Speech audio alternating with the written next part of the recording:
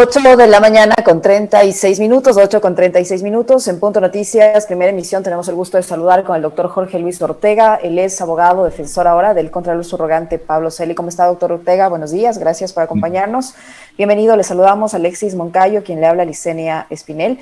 En las últimas horas se ha dado a conocer un comunicado de la familia del Contralor Subrogante Pablo Celi, quien se encuentra ahora bajo prisión preventiva por esta investigación de supuesta delincuencia organizada, un poco rechazando estos allanamientos autorizados por la justicia a sus domicilios. Además de esta novedad, doctor Ortega, ¿ya hay alguna respuesta al pedido de apelación que la defensa del señor Celi ha formulado? ¿Ya se sabe quién va a tratar este pedido? Buenos días, bienvenido. Bienvenido. Muchísimas gracias, Licenia, Alexis y a todos los radioescuchas. Muy buenos días.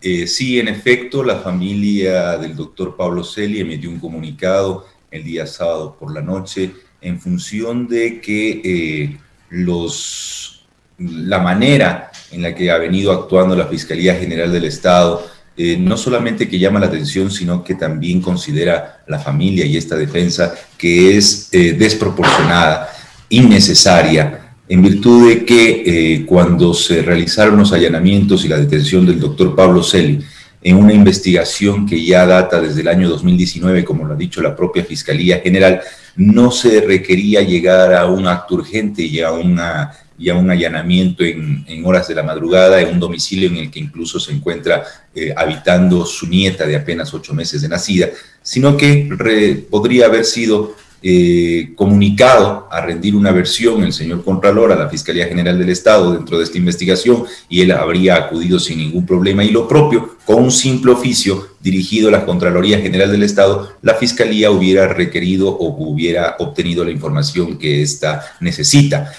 Por otra parte, sí, en efecto, la defensa técnica del señor Contralor presentó el día miércoles de la semana pasada una apelación a la medida cautelar de prisión preventiva que fue ordenada por el juez Córdoba luego de la audiencia de formulación de cargos practicada entre la noche del martes y la madrugada del miércoles. Y hasta el día de hoy la Corte Nacional no se ha pronunciado. Bueno, tiene sus plazos establecidos en la ley, en el Código Orgánico Integral Penal, que dan cuenta de ciertos,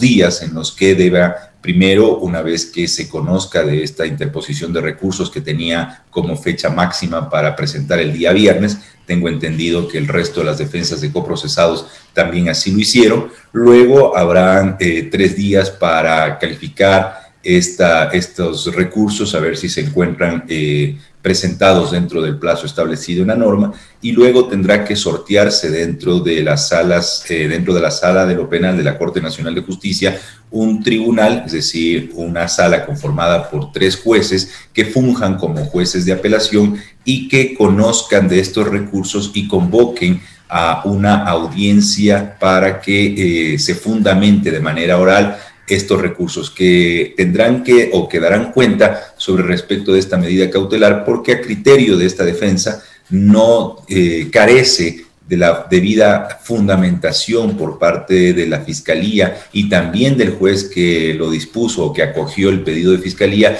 esta medida. Habida cuenta de que el señor Contralor, incluso cuando se le tomó la versión por parte de la Fiscalía en esta investigación, respondió a todas las preguntas de la Fiscalía y ha indicado que está presto y dispuesto a colaborar y entregar la información que ésta así lo requiera.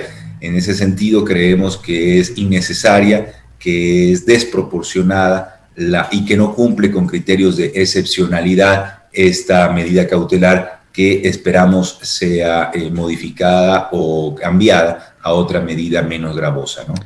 Doctor, muy buenos días. Hay algo que a mí me llama la atención en la carta que ha enviado la familia y que se ha hecho pública, y es que señalan ser víctima de una persecución personal. ¿Quién está detrás de la persecución en contra de Pablo Celi? Bueno, es un sentimiento y un sentir de la Fiscalía, digamos, de la familia del doctor Celi, habida cuenta de que la Fiscalía ha mostrado estas señales, ¿no? Primero, un allanamiento a la casa del señor Contralor, perdón, un allanamiento a la casa del señor Contralor a horas de la madrugada, en la que incluso tiene custodia policial. y que le indiquen al señor policía que se retire y él les dice, no, yo tengo la llave, tengo el control, el timbre, el señor contralor se encuentra en la casa, y tengan que decir no y romper las puertas, romper las cerraduras, irrumpir de una manera totalmente violenta. Luego, un pedido de prisión preventiva a un funcionario de la Fiscalía General del Estado, digamos de la Contraloría General del Estado, que ha colaborado en la investigación, que está presto y dispuesto para entregar toda la información necesaria. Y luego, allanamientos a la casa, al departamento de su señora madre, que es un departamento que se encuentra vacío por ya 3 meses, que es a raíz del fallecimiento de la señora madre, del señor Contralor, y luego también allanar la casa de su hermana, una señora que se encuentra con cáncer y que incluso estuvo hospitalizada porque producto de la quimioterapia que recibió tuvo problemas cardíacos, y el día que salía del hospital, precisamente ese día se hacía el allanamiento en su domicilio.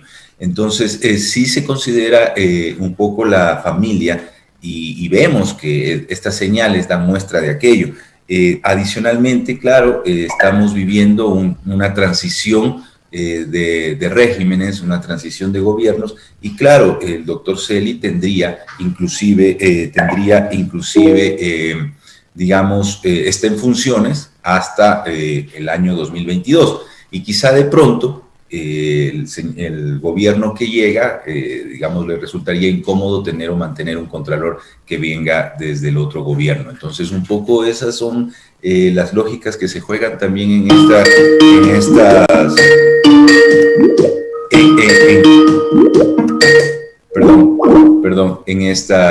estos procesos que veo que busca la Fiscalía mediatizarlos. Vemos cómo se han realizado estos allanamientos, le vemos a la propia señora fiscal filmando, tomando fotografías de una foto.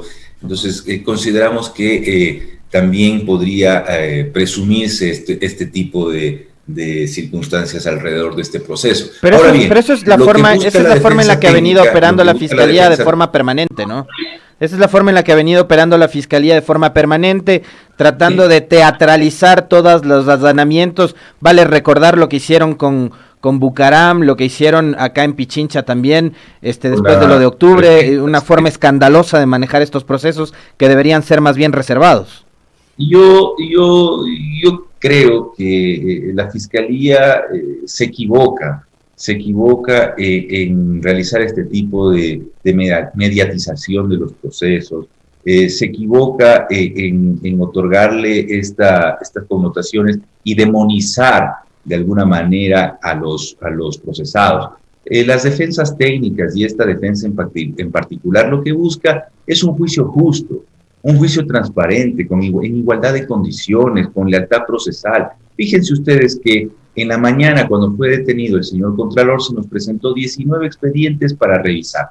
Y en la noche aparecen 73 expedientes en la audiencia. Y hasta el día de hoy, 7 días, 5 días, 6 días de haber sido allanado el domicilio del señor Contralor, no tenemos los expedientes ni tenemos acceso a ninguna diligencia. Este momento, mientras estamos en esta entrevista, estamos pidiendo tratar de conectarnos a las versiones que se han dispuesto para el día de hoy, y lo que nos comunicamos y se rechazan las llamadas, no podemos tener acceso. Me cuentan otros colegas abogados de las defensas que no están teniendo acceso a estas versiones. Entonces resulta incómodo, resulta también de alguna manera que están coartando el derecho a la defensa, y lo que se busca es transparencia, que los procesos se ventilen de manera justa, y de que si existan sentencias por esto, sean sobre la base, primero, de juicios justos, donde se respete el debido proceso, y luego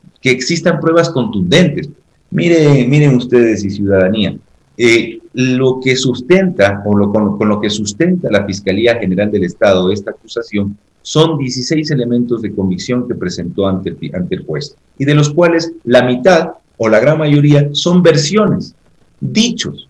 Sobre la base de estas versiones, sobre la base de estos dichos que aún siquiera no han sido corroboradas, se solicita una orden de prisión preventiva y se inicia un proceso de investigación, un proceso de fiscal.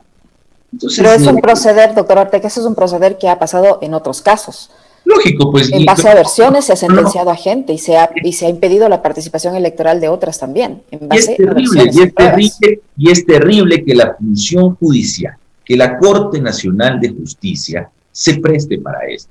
Yo creo que los jueces deben actuar con absoluta imparcialidad, con absoluta independencia, sin presiones mediáticas y políticas, y resolver sobre lo que la Fiscalía presenta, porque la carga de la prueba está en la Fiscalía, y no sobre la base de versiones, y no sobre la base de testimonios anticipados, de colaboraciones eficaces, pseudo colaboraciones eficaces que nunca han llegado a ser corroboradas, como ustedes bien lo han dicho. Han sentenciado a varias personas o les han presionado de alguna manera para someterse a procedimientos abreviados y de alguna manera tratar de que esas versiones o esos testimonios sirvan de sustento para sentenciar a otras personas. Y es público y notorio lo que está pasando. Entonces, yo creo que ya es hora de que la Corte Nacional de Justicia, que ha sufrido algunos cambios y que se enfrenta a un nuevo gobierno, a un nuevo proceso, digamos, que buscan o se pretende decir que de un cambio en las instituciones del Estado, pues también muestren a la ciudadanía aquello, ¿no? Doctor Ortega, ¿a usted le ha llegado la información que presentó o que dispone la Fiscalía en base a esta cooperación con los Estados Unidos, con la justicia norteamericana, donde ya fue procesado el sobrino del señor Celi? ¿Usted dispone de esa información? Porque según lo que se conoce a nivel mediático es que parte de esta información le ha servido a la Fiscalía para pedir y abrir esta investigación en contra del señor Pablo Celi, contralor subrogante. ¿Qué dice esa información? ¿Qué dice el sobrino del señor Celi? ¿De qué lo acusa? Todo lo que ha llegado es información extraoficial. Reitero, hasta la mañana de la detención del doctor Celi no existía ninguna asistencia penal internacional dentro del proceso que dé cuenta de aquello. En la noche, y lo digo con absoluta lealtad procesal, y porque así pasó, aparecieron 73 cuerpos, 2 cajas más de expedientes, y en ellas menciona la señora fiscal de manera verbal ante el juez para justificar su pedido de prisión preventiva, que existe una asistencia penal internacional, pero en esta asistencia penal internacional ni siquiera lo menciona el doctor Pablo Celi. Entonces, y hasta el día de hoy, reitero, nos han dado de 8 a 9 de la mañana para que acudamos a la Fiscalía a ver los procesos y nos ubican versiones desde las 8:30. Entonces, realmente es angustiante para la defensa técnica de este caso, y yo creo que estas prácticas de alguna manera se replican en otros procesos, y vuelvo a repetir, queremos reglas claras, queremos transparencia, queremos objetividad, que no solamente la Fiscalía se encargue de obtener pruebas de carga, también de descarga, porque ese es su trabajo. El artículo 195 de la Constitución exige que la Fiscalía General del Estado llevará la investigación preprocesal y procesal sobre la base de la objetividad, sobre la base también de que no solamente debe obtener pruebas de cargo, sino también de descargo. Y en este orden de ideas, permitan a las defensas participar en las diligencias de manera clara, precisa, permitan tener acceso a los expedientes, permitan tener acceso a todas las diligencias y participar en esto. Y luego, si es que se justifica en algún momento estas evidencias de que primero existe un delito y que luego exista la participación de aquellos que están siendo procesados, un juez imparcial, independiente, resuelva sobre aquello. Lo contrario seguirá generando en el imaginario social dudas, incertidumbre, incomodidad y malestar. No solo en estos casos mediáticos o que se han pretendido ser mediáticos por parte de la propia Fiscalía, sino también en todos los casos que la ciudadanía en algún momento, algún ciudadano se encuentre investigado. ¿Qué garantía, qué seguridad jurídica, qué tutela judicial efectiva espera el de a pie? Si a altos funcionarios de un gobierno en funciones se les trata de esta forma, ¿cómo podrá, qué espera un ciudadano que en algún momento determinado se encuentre inmiscuido en algún proceso? Bueno, fíjese usted que a un expresidente de la República le sentenciaron de la manera en que lo hicieron con el caso Sobornos, que además usted lo conoce muy bien, con una velocidad y una celeridad inusitada y nunca antes vista, no se diga al Contralor Celi. Digo, lo que termina llamando la atención del Contralor era que era parte de ese círculo y de ese aparato de persecución, gran amigo de la fiscal Salazar, y ahora termina siendo perseguido por ella. ¿Cómo queda la relación laboral de Celi con la Contraloría? Sabemos que son 90 días de prisión mientras duran las investigaciones, que ha sacado una licencia de 60 días, pero la Contraloría, mientras tanto, queda con una subrogante del subrogante. Entonces, ¿cuál es la situación laboral también de Pablo Celi? Como tú muy bien lo has mencionado, él ha solicitado una licencia sin remuneración, conforme así lo establece la ley, y una vez que se resuelva la situación jurídica del doctor Celi, esto es, con la misma agilidad con la que la Corte Nacional de Justicia responde a los pedidos de Fiscalía, también exigimos que las defensas técnicas respondan a la Corte Nacional con la misma agilidad a los recursos de apelación a estas órdenes o a estas medidas cautelar presentadas, y una vez que se resuelvan estos recursos, creemos y estamos convencidos de que al no existir criterios de excepcionalidad o necesidad en la imposición de esa medida, se le sustituirá por otra, y en eso podrá, y cuando esto suceda, podrá nuevamente acudir a su cargo, habida cuenta de que el señor Contralor Pablo Celi se encuentra en funciones. Mientras tanto, claro, la Contraloría no puede quedar en acefalía, y pues la subrogante del subrogante, está bien, es así de claro, así lo es.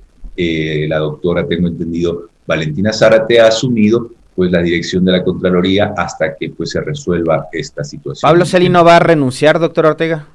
En absoluto, lo que tengo entendido que el doctor Celi hasta el momento no ha pensado en esa posibilidad. Doctor Ortega, ¿usted cree que una glosa se puede desvanecer sin el conocimiento del Contralor? Mire, buena su pregunta. Dentro del ámbito de las competencias, la suscripción o la resolución del desvanecimiento de glosas no pasan exclusivamente o únicamente al conocimiento del Contralor. Incluso las glosas que dicen fueron desvanecidas y que involucran aparentemente al señor Contralor, fueron suscritas en fechas en que el señor Contralor se encontraba en comisión de servicios en el exterior. Y esto lo puede corroborar la página web o la propia Contraloría General del Estado. Mediante acuerdo 051-CG del 2018, al señor doctor Pablo Celi de la Torre se le concede una comisión de servicios internacional del 8 al 20 de septiembre del año 2018.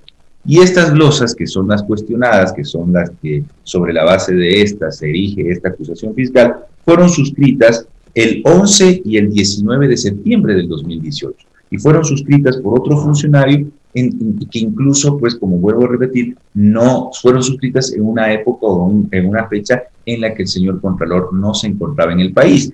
Y si es que dijeran, bueno, fueron conocidas o fueron dispuestas estas resoluciones de este desvanecimiento de glosas por parte del señor Contralor, la Ley Orgánica de la Contraloría General del Estado, en el artículo 41, establece que ningún servidor, funcionario o empleado de las instituciones del Estado podrá ser relevado de su responsabilidad legal alegando cumplimiento de órdenes superiores. Entonces, en el peor de los casos, si estas resoluciones, que, ojo, pasan por una serie de filtros, una serie de departamentos, una serie de funcionarios dentro de la Contraloría General del Estado para finalmente llegar a una resolución que desvanezca o confirme una glosa, tendrían que también ellos responder por sus actos, porque ninguna no les exime de responsabilidad el cumplimiento de órdenes superiores. Y ojo, que estas resoluciones que dicen que desvanecieron estas glosas tienen, por sobre todas las cosas, la presunción de legitimidad y legalidad, porque han sido suscritas por un funcionario competente y de acuerdo o en función o en relación de su cargo. Y ojo, no han sido ni siquiera objetadas e impugnadas. Entonces, esto es un poco lo que también la ciudadanía debe conocer y debe entender, no solamente desde la parte de la Fiscalía, sino también que comprenda cuál es la posición de las defensas. Y estas resoluciones que desvanecen estas glosas, incluso existió, digamos, vinieron a través de un proceso de predeterminación. No es que pasa por, simplemente es la suscripción de la resolución. La empresa No Limit, por ejemplo, que en este caso en particular es la que se le desvaneció estas glosas, contrató con Petroecuador.